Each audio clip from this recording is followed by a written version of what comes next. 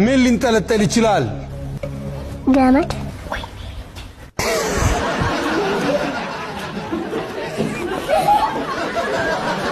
ከአማርኛ የምትወጂው ፊደል ምንድነው? በ። ለምንድነው? መላጣ ስለሆነ። ምንድነው የምትሆኚው ወደፊት አንቺ ማራናታ? የቤተክርስቲያን አገልጋይ። የቤተክርስቲያን አገልጋይ ዘማሪ ነው የምትሆኚው? አንቺ አሁን ለኔ ምንድነው የምትይልኝ? መዝሙር ነው የምትይልኝ? እስክስታ። ምንድነው ያንተ ታለንት ኪሩቤል? መዝሙር። እስቲ መዝሙር በልልኝ እስቲ ኪሩቤል።